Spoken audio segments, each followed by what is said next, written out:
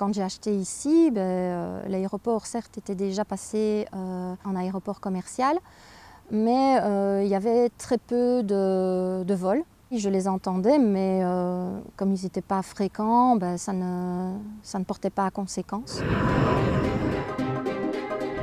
Donc, en fait, moi je suis ici depuis 2001. Je suis née à Jehée, donc je connais très bien l'environnement. On est exactement dans l'alignement des pistes de l'aéroport.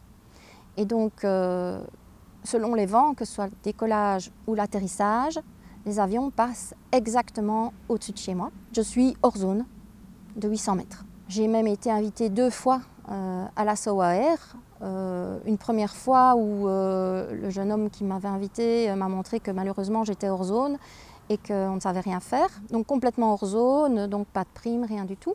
La deuxième fois, le diapason était en train de se développer, donc il a pu par lui-même constater que j'étais exactement sous la ligne d'atterrissage et que tous les avions qui venaient de partout pour atterrir la nuit revenaient en une seule ligne au-dessus de la maison. Là, il m'a dit il va y avoir une seconde étude et fort probablement, au vu de ce que je vois, vous serez intégré à la zone. On était en 2020. Bon, les années passent. J'aurais voulu un cahier des charges pour la toiture, pour pouvoir refaire une toiture qui soit isolant phonique et qui puisse faire que les nuits soient un peu plus douces. Et il m'a répondu non, on n'a pas de cahier des charges, on n'a que les fenêtres, parce que les gens d'habitude ils demandent des fenêtres. Donc moi, mon toit, je ne sais pas donner les consignes. Puis j'apprends que les études ont eu lieu et qu'il n'y a pas de modification des zones. Donc là, j'ai commencé à demander quand même des devis pour refaire la toiture. Sur l'entrefaite, alors que j'étais presque au bout de mes comparaisons, etc., j'ai appris que j'avais un cancer. Donc qui dit cancer dit que je peux avoir un prêt, mais pas d'assurance solde restant dû. Pas d'assurance sur l'argent que j'emprunte si jamais je décède. Il n'y a pas de remboursement, donc ça veut dire que c'est les héritiers qui doivent rembourser. Donc du coup, j'ai arrêté de m'imaginer que je vais faire des travaux. Le passage s'accentue tout le temps, tout le temps, tout le temps. Ça a été terrible pendant la période Covid parce que Liège était la plaque tournante pour les fournitures d'hôpitaux. Donc là, ça a été terrible. Mais maintenant, on est à nouveau au même niveau de fret et sonore que pendant la période Covid. Donc ça commence vers 10h, 10h30 du soir. C'est des avions toutes les 3 à 5 minutes, que ce soit en décollage comme en atterrissage. Et ça dure le temps qu'un avion s'éloigne, il y en a un autre qui arrive. Donc c'est impossible de dormir. Et alors, quelquefois, il y a des gros porteurs où on fait carrément coucou au monsieur dans le cockpit ici. Là, on sent vraiment, même si on a des boules qui est, ça passe les boules qui est et ça bouge dans l'estomac, tellement les vibrations sont intenses. Vous voyez, ils ne sont pas hauts. Hein. Et donc, il y a les clignotants des avions qui passent carrément les stores. Ma voisine, elle m'a dit qu'elle a dû changer son lit de place. Sinon, elle était réveillée, la lumière passe les rideaux. Et alors, au niveau sonore, quand on essaye d'écouter la télévision, on ne l'entend plus, quoi. On n'entend pas la télévision, on ne comprend plus ce qui se dit à la télévision quand les avions passent. On arrête de discuter, on attend que ça passe. Aussi, je pense, la configuration de la topographie fait que ça résonne. On n'a pas simplement un passage. On entend la boucle sonore qui revient et qui s'en va comme un écho. Et ça, je suis sûre que ça n'a pas été pris en compte dans les études.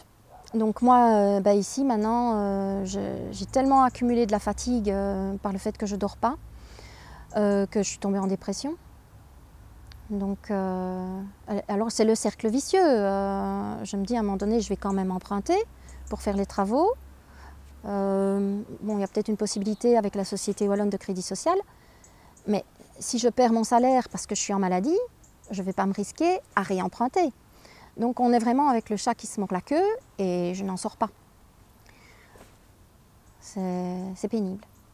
Et maintenant, on est sur... en fait, les gens sont très résignés, oui, fatalistes. Ils sont très fatalistes. De toute façon, ça ne sert à rien. De toute façon, on peut se plaindre, ça ne changera pas. Donc moi si je me plains. D'abord, j'utilisais l'outil SOA Air, mais qui est très fastidieux, puisque chaque fois que je veux encoder une plainte, ça prend un temps dingue. Et maintenant, il y a un outil qui a été mis à disposition par une association Stop Alibaba, où c'est beaucoup plus facile. Ça m'arrive d'envoyer jusqu'à 35 plaintes par jour. C'est directement envoyé sur l'email de la SOAR. Et là, à ce moment-là, on a une réponse comme quoi c'est considéré comme spam parce qu'ils en reçoivent trop. Alors, ce qui est marrant, c'est le positionnement des avions. Donc, vous envoyez une plainte en disant « Écoutez, cet avion-là, il a vraiment fait trop de bruit ». Et on vous répond au droit des sonomètres, il était dans la fourchette autorisée. Et il n'est pas au-dessus des sonomètres. Donc, je ne sais pas ce qu'ils ont comme données géométriques. Où se trouve l'erreur? On regarde sur l'application Diapason, on les voit décalés par rapport à ma maison. Or, je vois bien qu'ils sont au-dessus de moi, puisque je fais coucou, monsieur dans l'avion. Je sais lire ce qu'il y a sur l'avion. Ils sont à 200 mètres au-dessus de moi. Quelquefois, on se dit même, c'est pas possible, ils vont s'écraser. Franchement, j'ai jamais vu aucun politique d'Amé bouger pour la commune d'Amé. Mais je n'ai jamais vu qu'on me disait, tiens, les écolos d'Amé bougent enfin par rapport à ce qui se passe à Bierzet. Il n'y a plus qu'à espérer que les nouveaux prennent le problème à bras-le-corps et qu'on soit entendu. Mais c'est vrai que les gens ont cette résignation de ne pas se plaindre. Alors quand j'en discute avec eux, oui, ils me disent « Oh ouais, c'est infernal, oh là là, et cette nuit, j'ai pas dormi !» Mais ils font pas la démarche. Ben voilà.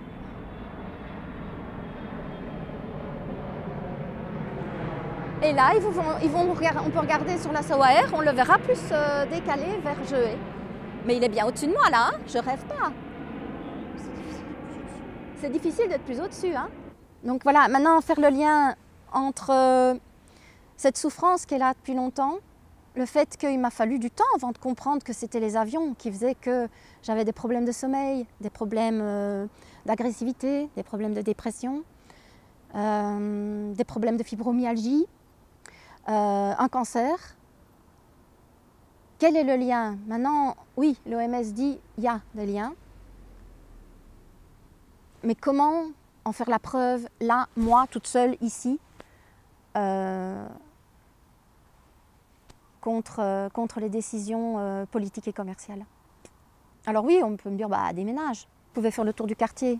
S'il n'y a pas 15 maisons à vendre, il n'y en a pas. Elles ne se vendent pas. Ça prend des lustres à vendre. Les voisins, là, ça y est.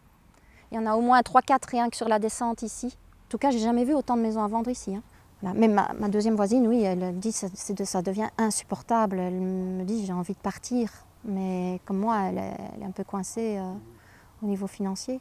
Qu'il n'y a pas de reconnaissance du fait qu'on est réellement impacté. Qu'on a l'impression qu'on est pris pour des sots. Et le fait que je ne dors pas, que je ne dors plus. Boule qui est, pas boule qui est, fenêtre fermée. Avant, je me disais c'est nécessaire économiquement.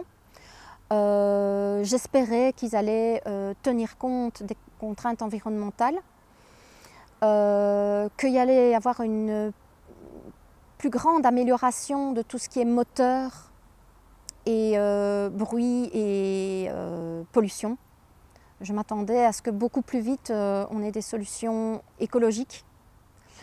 Je sais que on pourrait très bien se faire livrer par train. C'est beaucoup plus écologique, ça prend plus de temps. Mais on ne peut même pas faire ce choix-là à partir du moment où on veut acheter quelque chose. Donc moi je me dis, il faut vraiment sensibiliser tout le monde, le Kidam et les entreprises, sur le fait qu'il y a d'autres moyens de se faire livrer que par air, avec des méthodes plus écologiques. Moi ça m'a fait réfléchir effectivement sur ma consommation, à revenir à du local et à essayer de consommer moins. De toute façon, financièrement, je suis obligée. Et maintenant, quand je vois autour de moi quelqu'un qui me dit « Ah, j'ai acheté ça sur Temu, sur Alibaba, sur machin », et un bête petit collier, et je dis « Mais est-ce que tu en avais vraiment besoin ?» Alors là, la première réaction, c'est « Oui, mais enfin, si on réfléchit à tout ça… » Mais oui, il faut réfléchir à tout ça. Je ne dis pas « Ne le faites pas ». Je dis « Réfléchissez-y ». Après, vous faites vos choix en vos âmes et conscience. Mais il n'y a pas que vous sur la Terre. Moi, j'aimerais bien améliorer mon potager, pouvoir vraiment utiliser mes fruits et mes légumes. Eh bien, je ne sais pas dans quelle mesure ils sont impactés par ce passage. Quelle est la proportion d'hydrocarbures qui tombent? Comment est-ce que je peux être sûre que ça n'a pas un impact sur le sol? Donc, au-delà du bruit, au-delà des vibrations, il y a encore tout cet aspect-là où on ne nous donne aucune information. Aucune.